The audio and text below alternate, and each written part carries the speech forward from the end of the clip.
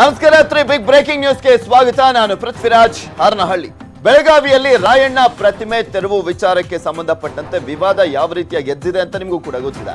ಪ್ರತಿಮೆ ಮರುಸ್ಥಾಪನೆ ಮಾಡ್ತೀವಿ ಅಂದ್ರೂ ಕೂಡ ನಿಲ್ತಾ ಇಲ್ಲ ಅಲ್ಲಿ ಎದ್ದಿರುವಂತ ಕಿಚ್ಚು. ಇಂದು 3,000 ಮಂದಿಯಿಂದ ಹೋರಾಟವನ್ನ ಮಾಡುವಂತ ವಿಚಾರಕ್ಕೆ ಸಂಬಂಧಪಟ್ಟಂತೆ ಅಲ್ಲಿ ವೇದಿಕೆ ಸಿದ್ಧವಾಗಿದೆ. ಇಷ್ಟು ಜನ ಸೇರುವಂತಿಲ್ಲ. ಕೊರೋನಾದ ಸಂದರ್ಭದಲ್ಲಿ ಯಾವುದೇ ರೀತಿಯಾದಂತಹ ಒಂದು ಗೈಡ್ಲೈನ್ಸ್ ಅಲ್ಲೂ ಕೂಡ ಈ ರೀತಿಯಾಗಿ ಸೇರುವಂತದ್ದು ಇಲ್ಲವೇ ಇಲ್ಲ. ಆದ್ರೂ ಕೂಡ ಈಗ 3,000 ಮಂದಿ ಹೋರಾಟವನ್ನ ಮಾಡಲಿಕ್ಕೆ ಸಜ್ಜಾಗಿದ್ದಾರೆ.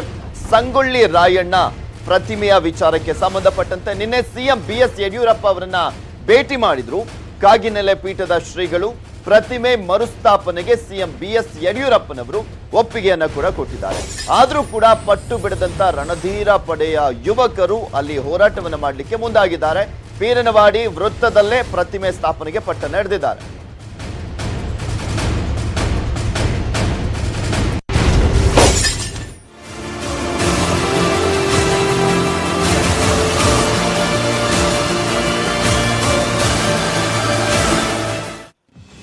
ಪ್ರಮುಖವಾಗಿ ಪೀರನವಾಡಿ ವೃತ್ತದಲ್ಲೇ ಪ್ರತಿಮೆ ಸ್ಥಾಪನೆಗೆ ಪಟ್ಟನ್ನ ಹಿಡಿಯಲಾಗಿದೆ. ಬೆಳಗಾವಿ ಖಾನಾಪುರ ರಸ್ತೆಯ ವೈ ಜಂಕ್ಷನ್ ಅಲ್ಲದೆ ಸರ್ಕಲ್ಗೆ ರಾಯಣ್ಣ ಹೆಸರಿಡ್ಲಿಕ್ಕೆ ಬೇಡಿಕೆಯನ್ನ ಇಡಲಾಗಿರುವಂತದ್ದು. ಇಲ್ಲಿ ಒಂದು ಪ್ರತಿಮೆ ಸ್ಥಾಪನೆಗೆ ಪಟ್ಟು, ಇನ್ನು ಒಂದ್ ಕಡೆ ಸಂಗೊಳ್ಳಿ ರಾಯಣ್ಣ ಅವರ ಹೆಸರನ್ನು ಕೂಡ ಇಡಬೇಕು ಅಂತ ಬೇಡಿಕೆಯನ್ನ ಇಡಲಾಗಿದೆ. ಸರ್ಕಲ್ ನಲ್ಲೇ ಶಿವಾಜಿ ಪ್ರತಿಮೆ ಕೂಡ ಇರೋದ್ರಿಂದ ಈಗ ಸಮಸ್ಯೆ ಉಂಟಾಗಿರುವಂತದ್ದು. ಸಂಚಾರ ಸಮಸ್ಯೆಯೂ ಕೂಡ ಆಗುತ್ತೆ ಅಂತ ಹೇಳ್ತಾ ಇದೆ ಜಿಲ್ಲಾಡಳಿತ. ರಸ್ತೆ ಪಕ್ಕದಲ್ಲಿ ಪ್ರತಿಮೆ ನಿರ್ಮಾಣಕ್ಕೆ ಒಪ್ತಾ ಇಲ್ಲ ರಣಧೀರ ಪಡೆಯವರು, ಹಾಗೆ ಅಲ್ಲಿರುವಂತಹ ಕೆಲವು ಕನ್ನಡ ಪರ ಸಂಘಟನೆಯವರು ಕೂಡ. ಇದೇ ವಿಚಾರಕ್ಕೆ ಇಂದು ಬೆಳಗಾವಿಯಲ್ಲಿ ಹೋರಾಟ ನಡೀತಾ ಇರುವಂತದ್ದು. ರಣಧೀರ ಪಡೆಯ 3,000 ಮಂದಿಯಿಂದ ಹೋರಾಟವನ್ನ ಮಾಡಲಿಕ್ಕೆ ಮುಂದಾಗಲಾಗಿದೆ. ರಾಜ್ಯದ ವಿವಿಧ ಕಡೆಯಿಂದ ಬರ್ತಾ ಇದ್ದಾರೆ. ಸಂಗೊಳ್ಳಿ ರಾಯಣ್ಣನ ಅಭಿಮಾನಿಗಳ ದಂಡು ಬರ್ತಾ ಇರುವಂತದ್ದು. ಪೀರನವಾಡಿ ವೃತ್ತದಲ್ಲಿ ಸಂಗೊಳ್ಳಿ ರಾಯಣ್ಣನ ಮೂರ್ತಿ ಸ್ಥಾಪನೆಗೆ ಆಗ್ರಹಿಸ್ತಾ ಇದ್ದಾರೆ ಇವರೆಲ್ಲರೂ ಕೂಡ. ಆಗಸ್ಟ್ 19ರಂದು ಪ್ರತಿಭಟನೆಯನ್ನ ನಡೆಸಲಾಗಿತ್ತು. ಇಂದು ಮತ್ತೆ ರಣಧೀರ ಪಡೆ ನೇತೃತ್ವದಲ್ಲಿ ಬೃಹತ್ ಪ್ರತಿಭಟನೆಯನ್ನ ಆಯೋಜನೆ ಮಾಡಲಾಗಿದೆ. ಸುವರ್ಣಸೌಧದಿಂದ ಜಿಲ್ಲಾಧಿಕಾರಿ ಕಚೇರಿಯವರೆಗೂ ಕೂಡ ಬೆಳಗ್ಗೆ 11 ಗಂಟೆಗೆ ರ್ಯಾಲಿ ನಡೆಯಲಿರುವಂತದ್ದು. ಸಂಗೊಳ್ಳಿ ರಾಯಣ್ಣನ ವಿಚಾರಕ್ಕೆ ಸಂಬಂಧಪಟ್ಟಂತೆ ಇಲ್ಲಿ ಪ್ರತಿಮೆ ನಿರ್ಮಾಣದ ವಿಚಾರಕ್ಕೆ ಸಂಬಂಧಪಟ್ಟಂತೆ ಎದ್ದಿರುವಂತಹ ಒಂದು ವಿವಾದ ಇದು.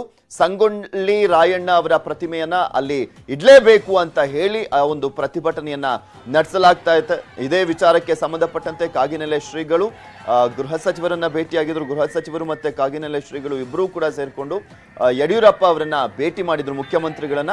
ಈ ಸಂದರ್ಭದಲ್ಲಿ ಮುಖ್ಯಮಂತ್ರಿಗಳು ಈಗ ಆಲ್ರೆಡಿ ಒಪ್ಪಿಗೆಯನ್ನ ಕೊಟ್ಟಿದ್ದಾರೆ. ಓಕೆ, ಅಲ್ಲಿ ಪ್ರತಿಮೆಯನ್ನ ಸ್ಥಾಪನೆ ಮಾಡೋಣ ಅಂತ ತಿಳಿಸಿದ್ರು. ಈ ಒಂದು ವಿಚಾರಕ್ಕೆ ಸಂಬಂಧಪಟ್ಟಂತೆ ಇವತ್ತು ಪ್ರತಿಭಟನೆ ನಡೀತಾ ಇದೆಯಲ್ಲ, ಸೊ ಯಾವ ರೀತಿಯಾಗಿ ಹೋರಾಟಗಾರರನ್ನ ಸಮಾಧಾನ ಮಾಡುವಂತ ನಿಟ್ಟಿನಲ್ಲಿ ಅಲ್ಲಿನ ಜಿಲ್ಲಾಡಳಿತ ಅಥವಾ ಅಲ್ಲಿನ ಸಚಿವರು ಮುಂದಾಗ್ತಾರೆ ಅನ್ನೋದನ್ನ ಕಾದ್ ನೋಡ್ಬೇಕಾಗಿದೆ. ಇದು ವಿವಾದ ಆಗ್ಬಾರ್ದಿತ್ತು ಸಂಗೊಳ್ಳಿ ರಾಯಣ್ಣನ ಪ್ರತಿಮೆಯ ವಿಚಾರಕ್ಕೆ ಸಂಬಂಧಪಟ್ಟಂತೆ, ಆದ್ರೆ ಈಗ ವಿವಾದ ಆಗಿದೆ. ಬೆಳಗಾವಿಯಲ್ಲಿ ಒಂದ್ ಕಡೆ ಶಿವಾಜಿಯ ಪ್ರತಿಮೆ ಕೂಡ ಅಲ್ಲೇ ಇದೆ, ಸಂಗೊಳ್ಳಿ ರಾಯಣ್ಣನ ಪ್ರತಿಮೆಯನ್ನು ಕೂಡ ಅಲ್ಲೇ ಸ್ಥಾಪನೆ ಮಾಡಬೇಕು ಅನ್ನುವಂಥ ನಿಟ್ಟಿನಲ್ಲಿ ಇವತ್ತು ಹೋರಾಟವನ್ನ ನಡೆಸಲಾಗ್ತಾ ಇದೆ. ಸುಮಾರು 3,000ಕ್ಕೂ ಹೆಚ್ಚಿನ ಜನ ಇವತ್ತಿನ ಪ್ರತಿಭಟನೆಯಲ್ಲಿ ಭಾಗಿಯಾಗಲಿದ್ದಾರೆ ಅಂತ ಹೇಳಲಾಗ್ತಾ ಇರುವಂತದ್ದು. ಸುವರ್ಣಸೌಧದಿಂದ ಜಿಲ್ಲಾಧಿಕಾರಿ ಕಚೇರಿಯವರೆಗೂ ಕೂಡ ಬೆಳಗ್ಗೆ 11 ಗಂಟೆಗೆ ರ್ಯಾಲಿ ನಡೆಯಲಿರುವಂಥದ್ದು. ರಾಯಣ್ಣನ ಪ್ರತಿಮೆಗೆ 19ನೇ ತಾರೀಕು ನಡೆದಿತ್ತು, ಅಲ್ಲಿ ಪ್ರತಿಭಟನೆ ನಡೆದಿತ್ತು. ಪ್ರತಿಮೆಯನ್ನ ಮಾಡಲೇಬೇಕು ಇಲ್ಲಿ ಅನ್ನುವಂಥ ನಿಟ್ಟಿನಲ್ಲಿ ಪ್ರತಿಭಟನೆ ನಡೆದಿದ್ದಂಥದ್ದು. ಅದು ಇನ್ನೂ ಕೂಡ ಮುಂದುವರೆದಿದೆ. ಆ ಒಂದು ಕಿಚ್ಚು ಮತ್ತಷ್ಟು ಜಾಸ್ತಿ ಆಗ್ತಾ ಇದೆ. ಇನ್ನು ನಿನ್ನೆ ಕಾಗಿನೆಲೆ ಶ್ರೀಗಳು ಸಿಎಂ ಹಾಗೂ ಗೃಹ ಸಚಿವ ಬಸವರಾಜ ಬೊಮ್ಮಾಯಿ ಅವರನ್ನ ಭೇಟಿ ಮಾಡಿದ್ರು. ಬಳಿಕ ಬೊಮ್ಮಾಯಿ ಹಾಗೂ ಕಾಗಿನೆಲೆ ಶ್ರೀಗಳು ಏನ್ ಮಾತನಾಡಿದ್ರು ನೀವೇ ಕೇಳಿ.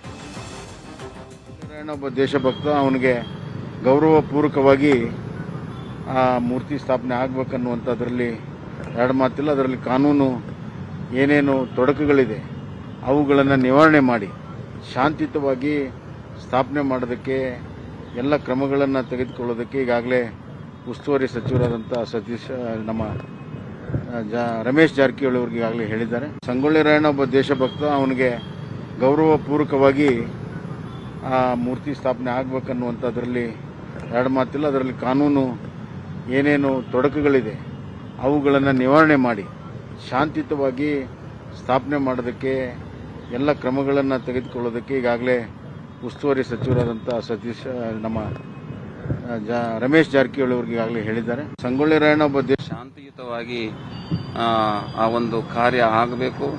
ತಾವು ಮುಖ್ಯಮಂತ್ರಿಗಳಾದಂಥವ್ರು ಇದನ್ನು ಮಧ್ಯಪ್ರವೇಶವನ್ನು ಮಾಡಿ ಇದನ್ನು ಶಾಂತಿಯುತವನ್ನು ಬಗೆಹರಿಸಿಕೊಡ್ಬೇಕು ಅನ್ನುವಂತಹ ಮನವಿಯನ್ನು ನಾವು ಮಾಡಿದ್ದೀವಿ. ಆ ಮನವಿಗೆ ಮಾನ್ಯ ಮುಖ್ಯಮಂತ್ರಿಗಳು ಸಕಾರಾತ್ಮಕವಾಗಿ ಸ್ಪಂದಿಸಿದ್ದಾರೆ. ಗೃಹ ಸಚಿವರನ್ನು ಕೂಡ ಕರೆಸಿಕೊಂಡು ಅದಕ್ಕೆ ಒಂದು ಒಳ್ಳೆ ಉತ್ತಮವಾದಂತಹ ಬೆಳವಣಿಗೆಯನ್ನು ಮಾಡಬೇಕು ಅನ್ನುವಂಥ ಮಾತನ್ನು ಕೂಡ ಹೇಳಿದ್ದಾರೆ.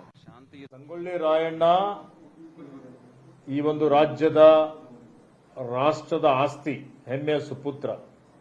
ಸಂಗೊಳ್ಳಿ ರಾಯಣ್ಣನಿಗೆ ಏನೊಂದು ಗೌರವ ಸಿಗಬೇಕು ಅಂತ ಹೇಳಿ ನಮ್ಮ ಪಕ್ಷದ ವತಿಯಿಂದ ನಾನು ಇವತ್ತು ಅದಕ್ಕೆ ಧ್ವನಿಗೂಡಿಸ್ತೇನೆ. ಸಂಗೊಳ್ಳಿ ರಾಯಣ್ಣ ಈ ಒಂದು ರಾಜ್ಯದ ರಾಷ್ಟ್ರದ ಆಸ್ತಿ, ಹೆಮ್ಮೆಯ ಸುಪುತ್ರ.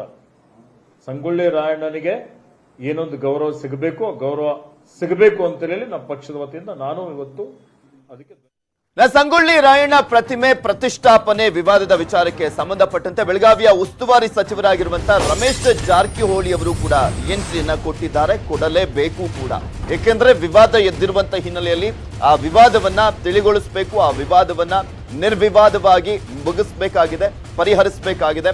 ಸೊ ಹೀಗಾಗಿ ರಮೇಶ್ ಜಾರಕಿಹೊಳಿ ಅವರ ಕೆಲಸ ಅದು. ಅಲ್ಲಿನ ಆ ಒಂದು ಜಿಲ್ಲೆಯ ಉಸ್ತುವಾರಿ ಸಚಿವರಾಗಿರುವಂತಹ ಹಿನ್ನೆಲೆಯಲ್ಲಿ ಎಂಟ್ರಿ ಕೊಟ್ಟಿದ್ದಾರೆ. ನಾವೇ ಬಗೆಹರಿಸಿಕೊಳ್ತೀವಿ ಅಂತ ಸಚಿವರು ಹೇಳಿಕೆಯನ್ನ ಕೊಟ್ಟಿರುವಂತದ್ದು. ಸ್ವಲ್ಪ ದೂರದಲ್ಲೇ 5 ಗುಂಟೆ ಜಾಗವನ್ನ ಕೊಡ್ತೇವೆ, ಅಲ್ಲೇ ಪ್ರತಿಮೆ ನಿರ್ಮಾಣಕ್ಕೆ ಜಿಲ್ಲಾಡಳಿತ ಮನವೊಲಿಕೆ ಮಾಡಲಾಗುತ್ತೆ, ಅದರ ಬೇರೆ ಕಡೆ ಬೇಡ ಎಂದು ಸಮುದಾಯದ ಸಿಟ್ಟಿರುವಂತದ್ದು. ಇಲ್ಲಿ ಮನವೊಲಿಕೆಯ ವಿಚಾರಕ್ಕೆ ಸಂಬಂಧಪಟ್ಟಂತೆನೂ ಕೂಡ ಅಲ್ಲಿ ಪ್ರಯತ್ನವನ್ನ ಪಡ್ತಾ ಇದ್ದಾರೆ ಜಿಲ್ಲಾಡಳಿತದವರು. ಅಲ್ಲೇ ಪ್ರತಿಮೆಯನ್ನ ನಿರ್ಮಾಣ ಮಾಡಬೇಕು ಅಂತ ಅವರು ಪಟ್ಟನ್ನ ಹಿಡಿದಿರುವಂತದ್ದು. ಒಂದ್ ಕಡೆ ಜಿಲ್ಲಾಡಳಿತ ಅವರ ಮನವೊಲಿಕೆ ಮಾಡುವಂತ ಪ್ರಯತ್ನ ಮಾಡ್ತಾ ಇದೆ. ಸಮುದಾಯ ಕೂಡ ಸಿಟ್ಟನ್ನ ಎತ್ತಿರುವಂತದ್ದು. ಏಕೆಂದ್ರೆ ಬೇರೆ ಕಡೆ ಬೇಡ, ಅಲ್ಲೇ ಪ್ರತಿಮೆ ಸ್ಥಾಪನೆ ಆಗ್ಬೇಕು ಅಂತ ಹೇಳ್ತಾ ಇದ್ದಾರೆ.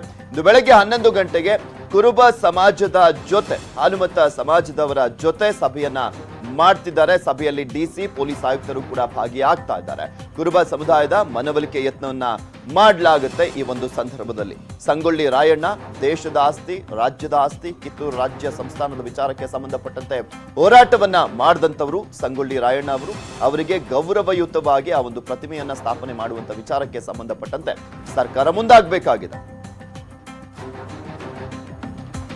ಸಂಗೊಳ್ಳಿ ರಾಯಣ್ಣ ಪ್ರತಿಮೆಯ ವಿಚಾರಕ್ಕೆ ಸಂಬಂಧಪಟ್ಟಂತೆ ಇದು ರಾಜಕಾರಣದ ಅಸ್ತ್ರವಾಗದಿರಲಿ ಅಂತಾನೆ ಎಲ್ಲರೂ ಅನ್ಕೊಳ್ತಾ ಇರುವಂತದ್ದು. ಯಾಕೆಂದ್ರೆ ಇಂತಹ ವಿಚಾರದಲ್ಲಿ ರಾಜಕಾರಣ ಮಾಡೋದು ಬೇಡ.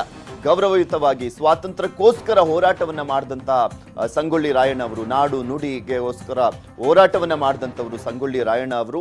ಸೊ ಅವರಿಗೋಸ್ಕರ ಈಗ ಪ್ರತಿಮೆ ನಿರ್ಮಾಣದ ವಿಚಾರಕ್ಕೆ ಸಂಬಂಧಪಟ್ಟಂತೆ ವಿವಾದ ಎದ್ದಿದೆಯಲ್ಲ, ಇದು ಶಾಂತಿಯುತವಾಗಿ ಬಗೆಹರಿಬೇಕಾಗಿರುವಂತ ವಿಚಾರ. ಸೊ ಈ ಒಂದು ವಿಚಾರಕ್ಕೆ ಸಂಬಂಧಪಟ್ಟಂತೆ ಅಲ್ಲಿ ರಮೇಶ್ ಜಾರಕಿಹೊಳಿ ಅವರು ಕೂಡ ಎಂಟ್ರಿ ಕೊಟ್ಟಿದ್ದಾರೆ. ಸ್ಥಾಪನೆ ಸಂಬಂಧಪಟ್ಟಂತೆ ಇವತ್ತು ಬೃಹತ್ ಪ್ರತಿಭಟನೆಯನ್ನು ಹಮ್ಮಿಕೊಳ್ಳಲಾಗಿದೆ. ಅಷ್ಟಕ್ಕೂ ಈ ವಿವಾದ ಏನು ಅಂತಂದ್ರೆ ತೋರಿಸುವಂತ ಸ್ಥಳನೇ ಈ ಒಂದು ವಿವಾದಕ್ಕೆ ಕಾರಣವಾದಂತಹ ಸ್ಥಳ. ಇದು ಬೆಳಗಾವಿ ಹೊರವಲಯದಲ್ಲಿರತಕ್ಕಂಥ ಪೀರನೋಡಿ ಗ್ರಾಮದ ಒಂದು ವೃತ್ತ. ಈ ಒಂದು ವೃತ್ತದಲ್ಲಿನೇ ಸಂಗೊಳ್ಳಿ ರಾಯಣ್ಣ ಮೂರ್ತಿಯನ್ನ ಪ್ರತಿಷ್ಠಾಪನೆ ಮಾಡಬೇಕು ಅಂತ ಹೇಳಿ ಸ್ಥಳೀಯರು ಒಂದು ನಿರ್ಧಾರ ಕೈಗೊಳ್ಳುತ್ತಾರೆ. ಇದು 2018ರಿಂದಲೂ ಕೂಡ ಈ ಒಂದು ಸರ್ಕಲ್ ಮತ್ತು ಮೂರ್ತಿ ಸ್ಥಾಪನೆ ಸಂಬಂಧಪಟ್ಟಂತೆ ಪತ್ರ ವ್ಯವಹಾರಗಳು ನಡೆದಿವೆ. ಪ್ರಮುಖವಾಗಿ ರಾಜ್ಯದ ಮುಖ್ಯಮಂತ್ರಿ ಎಚ್ ಡಿ ಕುಮಾರಸ್ವಾಮಿ ಅವರು ಬೆಳಗಾವಿಯಲ್ಲಿ ಜನತಾ ದರ್ಶನ ಮಾಡಿದ ಸಂದರ್ಭದಲ್ಲಿ ಅವರಿಗೆ ಒಂದು ಮನವಿಯನ್ನು ಕೊಡಲಾಗುತ್ತೆ. ಇಲ್ಲಿ ಒಂದು ಒಂದು ಸಂಗೊಳ್ಳಿ ರಾಯಣ್ಣ ಮೂರ್ತಿ ಹಾಗೂ ಸರ್ಕಲ್ ಅನ್ನ ನಿರ್ಮಾಣ ಮಾಡಿ ಅಂತ ಹೇಳಿ ಅಲ್ಲಿಂದ ಈ ಒಂದು ವಿವಾದ ಪ್ರಾರಂಭವಾಗಿರ್ತಕ್ಕಂಥದ್ದು. ಇದು ಬೆಳಗಾವಿಯಿಂದ ಏನು ಅಂತಂದ್ರೆ ಈ ಕಡೆ ಗೋವಾಕ್ಕೆ ಮತ್ತು ಮತ್ತೊಂದು ಕಡೆ ಏನು ಅಂದ್ರೆ ಖಾನಾಪುರಕ್ಕೆ ಸಂಪರ್ಕ ಕಲ್ಪಿಸುವ ಪ್ರಮುಖ ರಸ್ತೆ ಇದಾಗಿದೆ.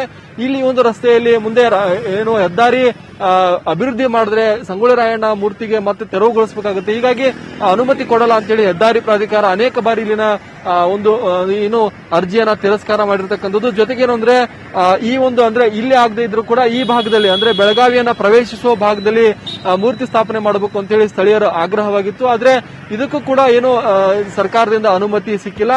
ಸರ್ಕಾರದ ವಿಳಂಬ ಧೋರಣೆಯಿಂದಲೇ ಕೂಡ ಇವತ್ತು ವಿವಾದ ಇಷ್ಟೊಂದು ರಾಜ್ಯ ಮಟ್ಟದಲ್ಲಿ ದೊಡ್ಡ ಪ್ರಮಾಣದಲ್ಲಿ ಸದ್ದು ಮಾಡ್ತಾ ಇದೆ. ಪ್ರಮುಖವಾಗಿ ಏನಂತಂದ್ರೆ ಇವತ್ತು ರಣಧೀರ ಪಡೆಯ 100 ಕಾರ್ಯಕರ್ತರು ಬೆಳಗಾವಿಗೆ ಬಂದು ಬೆಳಗಾವಿಯ ಸುವರ್ಣಸೌಧದಿಂದ ಏನೋ ಜಿಲ್ಲಾಧಿಕಾರಿ ಕಚೇರಿವರೆಗೆ ಒಂದು ಧರಣಿಯನ್ನ ಮಾಡಲಿದ್ದಾರೆ. ಜೊತೆಗೆ ಏನು ಅಂತಂದ್ರೆ ಇವತ್ತು ಜಿಲ್ಲಾ ಉಸ್ತುವಾರಿ ಸಚಿವ ರಮೇಶ್ ಜಾರಕಿಹೊಳಿ ನೇತೃತ್ವದಲ್ಲಿ ಮಹತ್ವದ ಸಭೆಯೊಂದನ್ನ ಬೆಳಗಾವಿಯ ಸರ್ಕಿಟ್ ಹೌಸ್ ನಲ್ಲಿ ಆಯೋಜನೆ ಮಾಡಿರ್ತಕ್ಕಂಥದ್ದು. ಅದೇ ರೀತಿ ಈ ಒಂದು ಪೀರನವಾಡಿಯಲ್ಲೇನೆ ಸಂಗೊಳ್ಳಿ ರಾಯಣ್ಣ ಪ್ರತಿಮೆ ಸ್ಥಾಪನೆಗೆ ಪಟ್ಟು ಹಿಡಿಯಕ್ಕೆ ಪ್ರಮುಖ ಕಾರಣ ಏನಂತಂದ್ರೆ ಏನು ರಾಯಣ್ಣ ಅವರ ಜನ್ಮದಿನ ಏನಿದೆ ಏನು ಆಗಸ್ಟ್ 15. ಈ ಸಂದರ್ಭದಲ್ಲಿ ಸಾವಿರಾರು ಜನ ಬೆಳಗಾವಿಯಿಂದ ಈ ಕಡೆ ನಂದಗಡಕ್ಕೆ ಪಾದಯಾತ್ರೆ ಮಾಡ್ತಾರೆ. ಈ ಸಂದರ್ಭದಲ್ಲಿ ರಾಯಣ್ಣಗೆ ಗೌರವ ಸಲ್ಲಿಸಕ್ಕೆ ಒಂದು ಸರ್ಕಲ್ ಬೇಕು ಅಂತೇಳಿ ರಾಯಣ್ಣ ಅಭಿಮಾನಿಗಳ ಬೇಡಿಕೆ ಆಗಿದೆ. ಅದೇ ರೀತಿ ಹೆದ್ದಾರಿ ಪ್ರಾಧಿಕಾರ ಇದಕ್ಕೆ ಒಪ್ಪಿಗೆಯನ್ನ ನೀಡಿಲ್ಲ. ಇವತ್ತು ಸಂಧಾನ ಸಭೆಯಲ್ಲಿ ಯಾವ ನಿರ್ಧಾರ ಕೈಗೊಳ್ತಾರೆ ಅನ್ನೋದ್ರ ಮೇಲೆ ಈ ಒಂದು ವಿವಾದದ ರೂಪರೇಷೆ ನಿರ್ಧಾರವಾಗಲಿದೆ. ಬೆಳಗಾವಿಯಿಂದ ಕ್ಯಾಮರಾಮನ್ ಪ್ರವೀಣ್ ಜೊತೆ ಚಂದ್ರಕಾಂತ್ ಸುಗಂಧಿ, ನ್ಯೂಸ್ 18 ಕನ್ನಡ. ಇನ್ನು ಈ ಕುರಿತಂತೆ ಮಾತಾಡಲಿಕ್ಕೆ ನಮ್ಮ ಜೊತೆ ರಣಧೀರ ಪಡೆಯ ಅಧ್ಯಕ್ಷ ಹರೀಶ್ ಕುಮಾರ್ ಅವರು ದೂರವಾಣಿ ಸಂಪರ್ಕದಲ್ಲಿದ್ದಾರೆ. ನಮಸ್ಕಾರ ಸರ್. ನಮಸ್ಕಾರ, ಹೇಳಿ ಸರ್. ಇವತ್ತು ಪ್ರತಿಭಟನೆ ನಡೆಸ್ತಾ ಇದ್ದೀರಾ. ಒಂದ್ ಕಡೆ ಸರ್ಕಾರ ಭರವಸೆಯನ್ನ ಕೊಟ್ಟಿದೆ, ಓಕೆ ಒಪ್ಪಿಗೆಯನ್ನ ಕೊಡ್ತಾ ಇದೀವಿ, ಅಲ್ಲಿ ಸ್ಥಾಪನೆಯನ್ನ ಮಾಡೋಣ ಅಂತ. ಸೊ ವಾಟ್ ನೆಕ್ಸ್ಟ್ ಅಂತ? ಇಲ್ಲ ನೋಡಿ, ಇದು ತಪ್ಪು ಮಾಹಿತಿ. ಸರ್ಕಾರ ಕೇವಲ ಆಶ್ವಾಸನೆ ಕೊಟ್ಟಿದೆ ಅಷ್ಟೇ. ಮುಖ್ಯಮಂತ್ರಿಗಳು ಆಶ್ವಾಸನೆ ಕೊಟ್ಟಿದ್ದಾರೆ, ಕಡಾಖಂಡಿತವಾಗಿ ಮಾಡ್ತೀವಿ ಅನ್ನುವಂತ ಆದೇಶವನ್ನ ಹೊರಡಿಸಿಲ್ಲ. ಇದು ಇವತ್ತಿನ ಮಾತಲ್ಲ, ಕಳೆದ 4 ವರ್ಷದಿಂದ ಇದೇ ರೀತಿಯಾದಂತ ಆಟವನ್ನ ಆಡಿಸ್ತಾ ಇದ್ದಾರೆ ರಾಜ್ಯ ಸರ್ಕಾರ ಮತ್ತೆ ಜಿಲ್ಲಾಡಳಿತ. ಏನು ರಾಯಣ್ಣ ಈ ಭಾರತ ದೇಶದ ಸ್ವತಂತ್ರಕ್ಕಾಗಿ ಪ್ರಥಮ ಸ್ವತಂತ್ರ ಹೋರಾಟಗಾರ, ಕರ್ನಾಟಕ ಮೂಲದ ಹೋರಾಟಗಾರ. ರಾಯಣ್ಣನ ಪ್ರತಿಮೆಯನ್ನ ನಾವು ನಿರ್ಮಾಣ ಮಾಡ್ಲಿಕ್ಕೆ ಹೊರಡ್ತೀವಿ ಅಂತಂದ್ರೆ ಅದನ್ನ ಕಿತ್ತು ಬಿಸಾಕುತ್ತೆ ಸರ್ಕಾರ ಅಂದ್ರೆ ಇನ್ಯಾವ ಮಟ್ಟಕ್ಕಿದೆ ಅರ್ಥ ಆಗ್ತಾ ಇಲ್ಲ. ಆದ್ರೆ ಈಗಿರುವಂತ ಮಾಹಿತಿ ಪ್ರಕಾರ ನನಗೆ ರಾಜ್ಯ ಸರ್ಕಾರದ ಪ್ರತಿನಿಧಿಗಳು ಮತ್ತೆ ಜಿಲ್ಲಾಡಳಿತ ಪ್ರತಿನಿಧಿಗಳು ನನ್ನ ಬಳಿ ನೇರ ಸಂಪರ್ಕದಲ್ಲಿದ್ದಾರೆ. ಅವ್ರು ಯಾರೂ ಕೂಡ ಇನ್ನೂ ತೀರ್ಮಾನ ಆಗಿದೆ ಅನ್ನುವಂತ ಮಾಹಿತಿ ನನಗೆ ಕೊಟ್ಟಿಲ್ಲ. ಅದು ಸುಳ್ಳು ಸುದ್ದಿ. ಕೇವಲ ನಿನ್ನೆ ಕಾಗಿನೆಲೆ ಸ್ವಾಮೀಜಿಗಳು ಹೋಗಿ ಭೇಟಿಯಾಗಿದ್ದಾರೆ, ಮಾಡ್ತೀವಿ ಅನ್ನುವಂತ ಆಶ್ವಾಸನೆ ಕೊಟ್ಟಿದ್ದಾರೆ. ಹಾಗಾಗಿ ನಾವೆಲ್ಲ ಇಲ್ಲಿ ಸೇರಿದ್ದೀವಿ. ಇವತ್ತು ಒಂದು ಬೃಹತ್ ಪ್ರತಿಭಟನೆ ಬೆಳಗಾವಿಯಲ್ಲಿ, ಒಂದು ಐತಿಹಾಸಿಕ ಪ್ರತಿಭಟನೆಗೆ ಇವತ್ತು ಸಾಕ್ಷಿಯಾಗುತ್ತೆ. ಆ ರೀತಿಯಾದಂತ ಒಂದು ಪ್ರತಿಭಟನೆಯನ್ನ, ನಮ್ಮ ಹಕ್ಕೊತ್ತಾಯವನ್ನ, ನಮ್ಮ ಆಗ್ರಹವನ್ನ ಸರ್ಕಾರಕ್ಕೆ, ಜಿಲ್ಲಾಡಳಿತಕ್ಕೆ ಮಂಡಿಸೋದು. ಈಗ ನೀವು ಹೇಳ್ತಾ ಇದ್ರಿ ಅಲ್ಲಿನ ಸಚಿವರು, ಜಿಲ್ಲಾಡಳಿತದವರು ನನ್ನ ಜೊತೆ ಸಂಪರ್ಕದಲ್ಲಿದ್ದಾರೆ ಅಂತ. ಏನ್ ಹೇಳಿದ್ರು ಜಿಲ್ಲಾಡಳಿತದವರು? ಏನ್ ಹೇಳಿದ್ರು? ಜಿಲ್ಲಾಡಳಿತ ಸತತವಾಗಿ ನಿನ್ನೆ 3 ಮೀಟಿಂಗ್ ಗಳನ್ನ ಮಾಡಿದ್ದಾರೆ.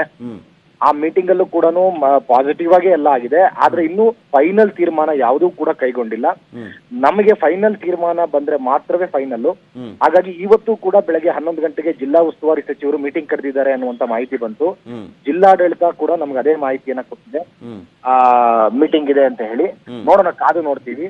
ನಮ್ಮ ಪ್ರತಿಭಟನೆ 11 ಗಂಟೆಗೆ ಸ್ಟಾರ್ಟ್ ಆಗುತ್ತೆ. ಬೆಳಗಾವಿಯ ಸುವರ್ಣಸೌಧದ ಮುಂದೆ ಸುಮಾರು 5,000ಕ್ಕೂ ಹೆಚ್ಚು ಜನಗಳು ಸೇರ್ತಾ ಇದ್ದೀವಿ. ಈಗ ಬೇಡಿಕೆ ಇರುವಂತದ್ದು ಅದೇ ಒಂದು ಸರ್ಕಲ್ ನಲ್ಲೇ ಆಗ್ಬೇಕು ಅಂತನಾ, ಅಥವಾ ಎಲ್ ಬೇಕಾದ್ರೂ ಆದ್ರೂ ನಮ್ಮ ಒಪ್ಪಿಗೆ ಇದೆ ಅಂತನಾ ನೀವು ಹೇಳ್ತಾ ಇರೋದು? ನೋಡಿ, ರಾಯಣ್ಣನ ಪ್ರತಿಮೆ, ರಾಯಣ್ಣನ ತ್ಯಾಗ ಇದೆಯಲ್ಲ, ರಾಯಣ್ಣನ ತ್ಯಾಗಗೆ ಬೆಳಗಾವಿಯ ಗಲ್ಲಿಗಳಲ್ಲೂ ಕೂಡ ರಾಯಣ್ಣನ ಪ್ರತಿಮೆ ನಿಲ್ಲಿಸಿದ್ರೆ ತಪ್ಪೇನಿಲ್ಲ. ಆದ್ರೆ ಈ ಸಂದರ್ಭದಲ್ಲಿ ಪೊಲೀಸರು ಬಲವಂತವಾಗಿ ತೆರವುಗೊಳಿಸಿರೋದ್ರಿಂದ ಅಲ್ಲಿ ಅವಮಾನ ಆಗಿದೆ. ಹಾಗಾಗಿ ಅದೇ ಸ್ಥಳದಲ್ಲಿ ಮರು ನಿರ್ಮಾಣ ಮಾಡಬೇಕು ಅನ್ನೋದು ನಮ್ಮ ಒತ್ತಾಯ. ಅದೇ ಸ್ಥಳದಲ್ಲಿ ಮರು ನಿರ್ಮಾಣ ಮಾಡಬೇಕು. ಆ ಬೇರೆ ಸ್ಥಳ ಮತ್ತೊಂದು ಇನ್ನೊಂದು ಅದೆಲ್ಲ ಇರ್ಲಿ, ಬೇರೆ ಸ್ಥಳದಲ್ಲಿ ಮಾಡಿದ್ರೆ ಇನ್ನೂ ಖುಷಿ ನಮ್ಗೆ, ಎಕ್ಸ್ಟ್ರಾ ಮಾಡಿದ್ರೆ. ಆದ್ರೆ ಈ ಸ್ಥಳದಲ್ಲಂತೂ ಕಡ್ಡಾಯವಾಗಿ ಮರುಸ್ಥಾಪನೆ ಆಗಬೇಕು ಅನ್ನೋದು ನಮ್ಮ ಪ್ರಮುಖ ಒತ್ತಾಯ.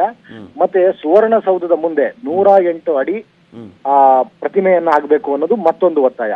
ಈಗ ಸದ್ಯದ ಪ್ರಮುಖ ಒತ್ತಾಯ, ತೆರವುಗೊಳಿಸಿರುವಂತ ಸ್ಥಾನದಲ್ಲೇ ಅದೇ ಅಧಿಕಾರಿಗಳು ಮತ್ತೆ ಅಲ್ಲಿ ಮರುಸ್ಥಾಪನೆ ಮಾಡಬೇಕು. ಅಲ್ಲಿಯ ತನಕ ನಮ್ಮ ಹೋರಾಟ ನಿಲ್ಲಲ್ಲ.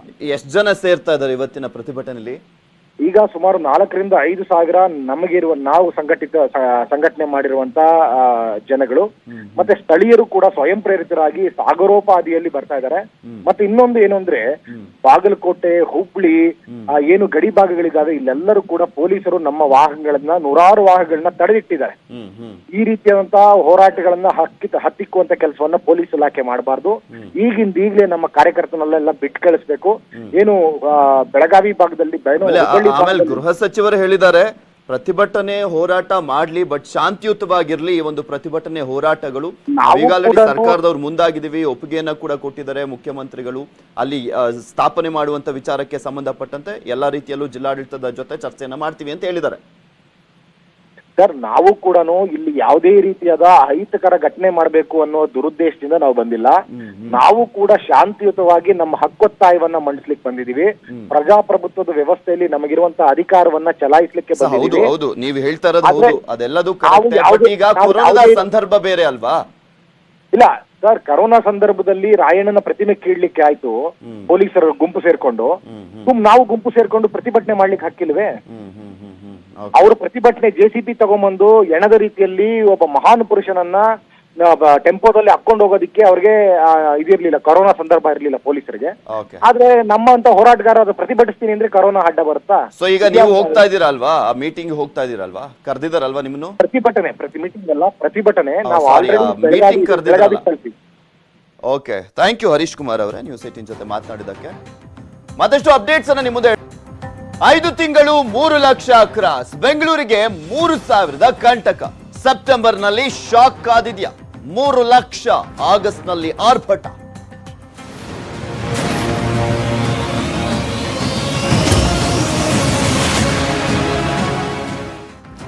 ಸೆಪ್ಟೆಂಬರ್ ಅಲ್ಲ, ಆಗಸ್ಟ್ ನಲ್ಲೇ ಬಿಗ್ ಶಾಕ್ ಈಗ ಆಲ್ರೆಡಿ ಎದುರಾಗಿದೆ. ರಾಜ್ಯದಲ್ಲಿ 3 ಲಕ್ಷವನ್ನ ಮೀರಿದೆ ಕೊರೋನಾ ಸೋಂಕು. ನಿನ್ನೆ ಒಂದೇ ದಿನ 8,580 ಜನರಿಗೆ ಸೋಂಕು ಕಾಣಿಸಿಕೊಂಡಿರುವಂತದ್ದು. ನೋಡ್ತಾನೆ ಇದ್ದೀರಾ, ಕೊರೋನಾ ಸೋಂಕಂತೂ ದಿನದಿಂದ ದಿನಕ್ಕೆ ಮಿತಿ ಮೀರಿ ಹೋಗ್ತಾನೆ ಇದೆ. ರಾಜ್ಯದಲ್ಲಂತೂ 8,000 ಕೇಸು, 7,000 ಕೇಸು ಈ ರೀತಿಯಾಗಿ ವರದಿ ಆಗ್ತಾ ಇರುವಂತದ್ದು. 3 ಲಕ್ಷ ಪ್ರಕರಣವನ್ನ ಕೂಡ ದಾಟಿ ಆಯ್ತು. 3 ಬಾರಿ 8,000 ಗಡಿಯನ್ನ ದಾಟಿತ್ತು ಸೋಂಕಿತರ ಸಂಖ್ಯೆ. ಆಗಸ್ಟ್ 15, 19, 25ನೇ ತಾರೀಕಿನಂದು 8,000ವನ್ನ ಕ್ರಾಸ್ ಮಾಡಿತ್ತು. ರಾಜ್ಯದಲ್ಲಿ ಒಟ್ಟು 3,406 ಸೋಂಕಿತರು ಇದುವರೆಗೂ ಪತ್ತೆ ಆಗಿರುವಂತದ್ದು.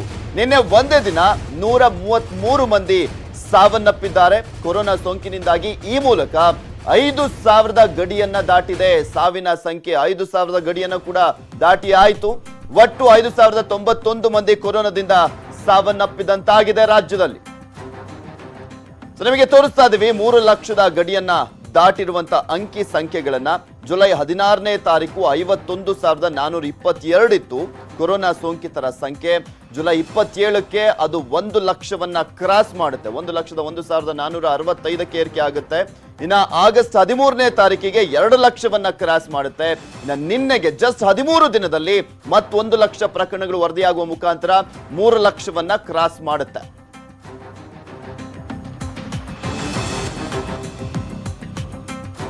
ರಾಜಧಾನಿ ಬೆಂಗಳೂರಿಗೂ ಕೂಡ ಕೊರೋನಾ ಶಾಕ್ ಎದುರಾಗ್ತಾನೆ ಇದೆ ದಿನದಿಂದ ದಿನಕ್ಕೆ. ನಿನ್ನೆ ಒಂದೇ ದಿನ 3,000ಕ್ಕೂ ಅಧಿಕ ಪ್ರಕರಣಗಳು ವರದಿಯಾಗಿದ್ದಾವೆ. ನಿನ್ನೆ 3,288 ಕೊರೋನಾ ಕೇಸ್ಗಳು ದೃಢವಾಗಿರುವಂತದ್ದು. ಈ ಹಿಂದೆ ಎಲ್ಲ ಈ ಸಚಿವರುಗಳೆಲ್ಲ ಮೈ ಮೇಲೆ ಬಿದ್ಕೊಂಡು ನಾನು ಅನ್ಕೊಂಡು ಈ ಕೊರೋನಾ ಪ್ರಕರಣದ ವಿಚಾರಕ್ಕೆ ಸಂಬಂಧಪಟ್ಟಂತೆ ಸುದ್ದಿಗೋಷ್ಠಿಯಲ್ಲಿ ಹೇಳುವಂಥದ್ದು, ಪ್ರಕರಣದ ಬಗ್ಗೆ ಹೇಳುವಂಥದ್ದು ಎಲ್ಲ ಮಾಡೋರು ಈ ಕೈ ತೊಳ್ಕೊಂಡ್ಬಿಟ್ಟವ್ರೆ ಸರ್ಕಾರದವರು. ನಮಗೂ ಇದಕ್ಕೂ ಸಂಬಂಧವೇ ಇಲ್ಲ ಅನ್ನುವ ರೀತಿಯಲ್ಲಿ ವರ್ತಿಸ್ತಾ ಇದ್ದಾರೆ. ಆಗಸ್ಟ್ ನಲ್ಲೇ 2ನೇ ಬಾರಿ 3,000ಕ್ಕೂ ಅಧಿಕ ಕೇಸ್ಗಳು ವರದಿ ಆಗ್ತಾ ಇರುವಂತದ್ದು ಬೆಂಗಳೂರಿನಲ್ಲಿ. ಆಗಸ್ಟ್ 15ಕ್ಕೆ 3,495 ಕೇಸ್ ದೃಢಪಟ್ಟಿದ್ವು. ಬೆಂಗಳೂರಿನಲ್ಲಿ ಒಟ್ಟು ಈಗ 1,15,371 ಕೇಸ್ಗಳು ದಾಖಲಾದಂತಾಗಿದೆ. ಬೆಂಗಳೂರಿನಲ್ಲಿ ಪಾಸಿಟಿವ್ ಕೇಸ್ಗಳು ಹೆಚ್ಚಳವಾಗ್ತಾನೆ ಹೋಗ್ತಾ ಇದಾವೆ. 4 ತಿಂಗಳ ಹಿಂದೆ 1.17ರಷ್ಟು ಪಾಸಿಟಿವ್ ಪ್ರಕರಣಗಳಿದ್ವು. ಈಗ 15.60ರಷ್ಟು ಪಾಸಿಟಿವ್ ಕೇಸ್ಗಳು ವರದಿ ಆಗ್ತಾ ಇದಾವೆ. ನಿಮಗೆ ತೋರಿಸ್ತಾ ಇದೀವಿ ಅಂಕಿ ಅಂಶಗಳಲ್ಲಿ. ಜುಲೈ 20ನೇ ತಾರೀಕು 25,574ಕ್ಕೆ ರೀಚ್ ಆಗಿತ್ತು ಬೆಂಗಳೂರಿನ ಲೆಕ್ಕ ನಾವೀಗ ತೋರಿಸ್ತಾ ಇರುವಂತದ್ದು. ಜುಲೈ 29ಕ್ಕೆ ಜಸ್ಟ್ 9 ದಿನದಲ್ಲಿ 25,000 ಕೇಸ್ಗಳು ವರದಿ ಆಗ್ತವೆ. ಅಂದ್ರೆ 51,091ಕ್ಕೆ ಏರಿಕೆ ಆಗುತ್ತೆ. ಆಗಸ್ಟ್ 26ಕ್ಕೆ ಅಂದ್ರೆ ನಿನ್ನೆಗೆ ಅದು 1,15,371 ಪ್ರಕರಣಗಳು ಟೋಟಲ್ ಆಗಿ ದಾಖಲಾದಂತಾಗುತ್ತೆ. ಅಂದ್ರೆ ಜಸ್ಟ್ ಒಂದು 25 ದಿನದಲ್ಲಿ 50,000 ಪ್ರಕರಣಗಳು ಬೆಂಗಳೂರಿನಲ್ಲಿ ವರದಿ ಆದಂತಾಗಿದೆ. ಕೊರೋನಾ ವಿಚಾರದಲ್ಲಿ ಗುಡ್ ನ್ಯೂಸ್ ಸಿಗಲಿದೆಯಂತೆ. ಸೆಪ್ಟೆಂಬರ್ 15ರ ನಂತರ ತಗ್ಗಲಿದೆಯಂತೆ ವೈರಸ್ನ ಆರ್ಭಟ. ಕೊರೋನಾದ ಆರ್ಭಟ ಸೆಪ್ಟೆಂಬರ್ 15ರ ನಂತರ ತಗ್ಗಲಿದೆ ಅಂತ ಹೇಳ್ತಾ ಇರುವಂತದ್ದು ತಜ್ಞರು ಹೇಳ್ತಾ ಇದ್ದಾರೆ. ನೋಡ್ಬೇಕು ಅದು ಯಾವ ರೀತಿಯಾಗಿ ತಗ್ಗುತ್ತೆ ಅಂತ. ಯಾಕೆಂದ್ರೆ ಸರ್ಕಾರ ಅಂತೂ ಕಾನ್ಸಂಟ್ರೇಟೇ ಮಾಡ್ತಾ ಇಲ್ಲ ಈ ಒಂದು ಕೊರೋನಾವನ್ನ ತಡೆಗಟ್ಟುವಂತ ನಿಟ್ಟಿನಲ್ಲಿ. ಕೈ ತೊಳ್ಕೊಂಡ್ಬಿಟ್ಟಿದ್ದಾರೆ ಇದಕ್ಕೆ. ರಾಜ್ಯಕ್ಕೆ ಕೊರೋನಾ ವಿಚಾರದಲ್ಲಿ ಗುಡ್ ನ್ಯೂಸ್ ಸಿಗುತ್ತೆ ಅಂತ ತಜ್ಞರು ಹೇಳ್ತಾ ಇದ್ದಾರೆ. ಮರಣ ಪ್ರಮಾಣ 3% 1.7ಕ್ಕೆ ಇಳಿಕೆ ಆಗುತ್ತಂತೆ. ರಾಜ್ಯದಲ್ಲಿ ಮತ್ತೆ ಬ್ಯಾಂಗ್ಳೂರಲ್ಲಿ ಈ ಕೊರೋನಾ ಇನ್ಫೆಕ್ಷನ್ಸ್ ನೋಡ್ತಾ ಹೋದಾಗ ಅದು ತುಂಬಾ ಜಾಸ್ತಿ ಆಗ್ತಾ ಇದೆ. ಆಲ್ರೆಡಿ ಇದು ಪೀಕ್ ರೀಚ್ ಆಗಿದೆ ಅಂತ ಹೇಳ್ಬೋದು. ಅಂದ್ರೆ ಈ ಒಂದು ಇನ್ಫೆಕ್ಷನ್ ರೇಟ್ ಏನಿದೆ ಅದು ಒಂದು ಉನ್ನತ ಮಟ್ಟಕ್ಕೆ ಹೋಗಿದೆ, ಮ್ಯಾಕ್ಸಿಮಮ್ ಲೆವೆಲ್ ರೀಚ್ ಆಗಿದೆ. ಇನ್ನೇನಿದ್ರು ಇದು ನಿಧಾನವಾಗಿ ಕೆಳಗಡೆ ಬರಬೇಕು. ಸೊ ಇದನ್ನ ನಾವು ನೋಡ್ತಾ ಹೋದಾಗ ಸೆಪ್ಟೆಂಬರ್ ಅಂತ್ಯದ ವೇಳೆಗೆ ನಮ್ಮಲ್ಲಿರುವಂಥ ಇನ್ಫೆಕ್ಷನ್ ರೇಟ್ ಏನಿದೆ ಅದು ಕಮ್ಮಿ ಆಗ್ಬೋದು ಅಂತ ಒಂದು ನಮ್ಮ ಅಂದಾಜು. ಮೊದಲಿರೋಷ್ಟು ಇನ್ಫೆಕ್ಷನ್ ರೇಟು ಅಥವಾ ಮೊದಲಷ್ಟಿರೋಷ್ಟು ಡೆತ್ ರೇಟು ಇಲ್ಲೇ ಇರ್ಬೋದು. ಅಂದರೆ ಈ ರೋಗ